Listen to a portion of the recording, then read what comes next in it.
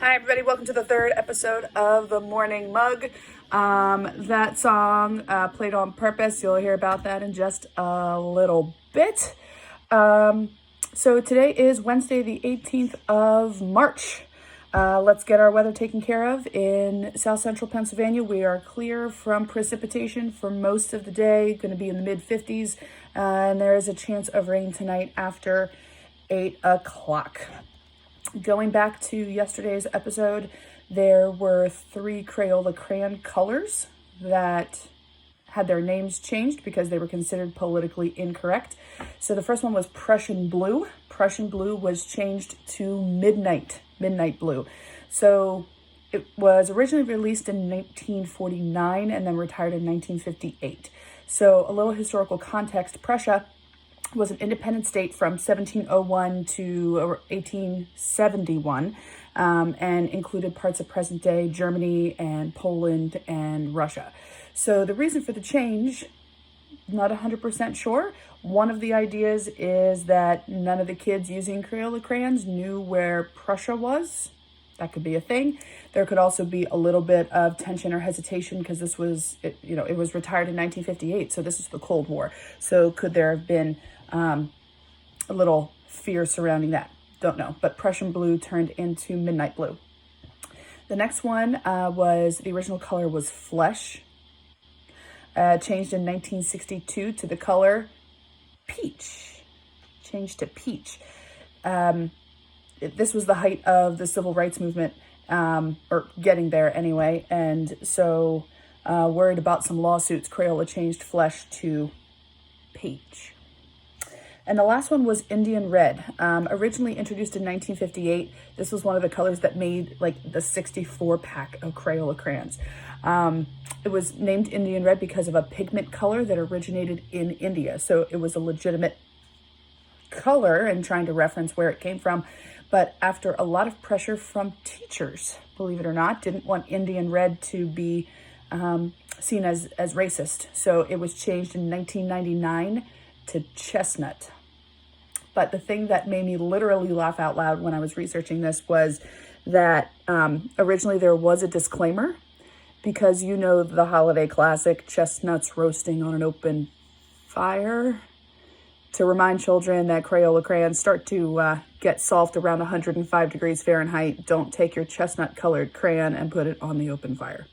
Make smart choices, everybody. So that is connection from our trivia yesterday. There's been a couple requests over the last 2 days to find out about the horn. Whoops. So to find out about this bike horn. So here's the origins of the horn. So when I first started teaching at Big Spring, I didn't have a classroom. I had a cart, and I'm still very thankful that every member of my department was so nice when I'd use their room during their planning period. I'd wheel in with my cart, and I couldn't get from class to class just because of the chaos of students. So I needed to come up with something. So here's the horn, mounted it on the cart. Get out of the way, right? Like, ooga, ooga, get out of the way. Most of the teenagers with the horn just stared at me like I was a complete, I don't know what they thought I was, but they would just like turn and stop and like stare. So it didn't work at all. I kept the horn. I use it once in a while. Every time we have a pep rally, I take it down to the pep rally. Marching band, you know what I'm talking about. So that is the origin of the horn. Probably not as exciting as you were expecting it to be, but that's all right. This day in history, the 18th of March, 1852, Wells and Fargo and a few other investors start a shipping and banking company. Wells Fargo is still around today. They saw a business opportunity in 1852, because a few years before was the California Gold Rush starting. So knowing we need to have shipping cross-country that is efficient and profitable for them. So way to go, Wells Fargo, talking to a lot of independent stagecoach operators, the Pony Express, and trying to kind of control all of that. I was,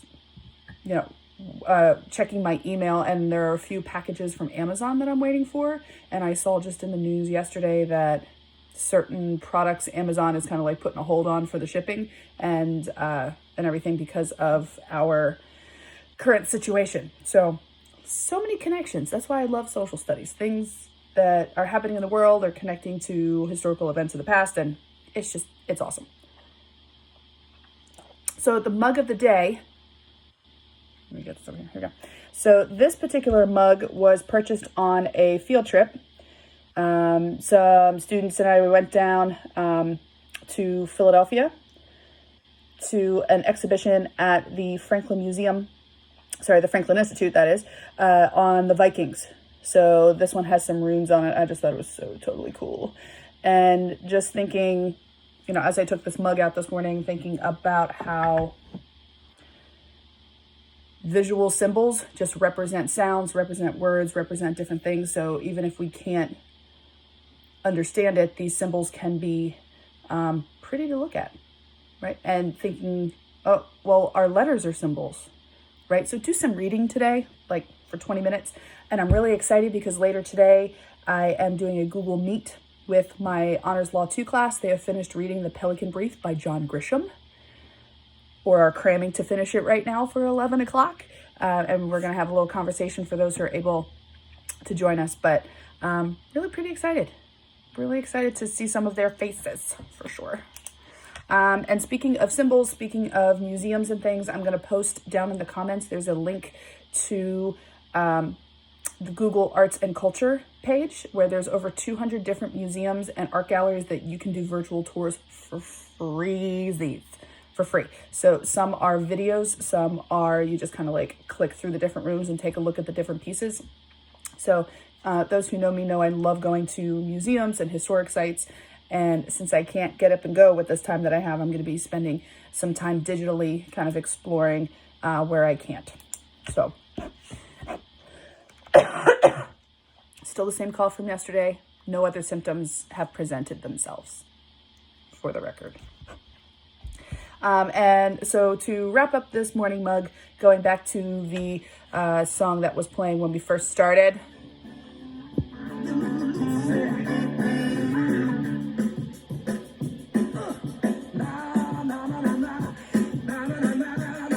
And I'm going to turn it down so I don't get this blocked by YouTube or any copyright violations. But happy birthday to Wilson Pickett, who was born in 1941.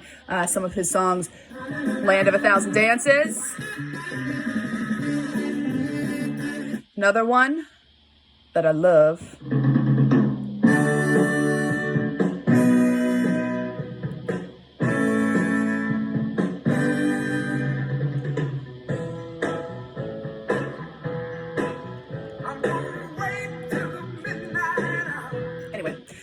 What I do in some of my classes on Fridays is play Name That Tune. So I'm trying to figure out how to do that digitally. That'll be really challenging. Also, a happy birthday, the big 5-0 to Queen Latifah. Happy birthday, girl. You are incredible. So a singer, a rapper, an actress, an entrepreneur, cool chick. Happy birthday, Queen Latifah. Okay, so that is it for today's morning mug. As always, send me questions, send me comments, send me things you want to talk about. We're going to do a 2-minute mystery, I think, tomorrow.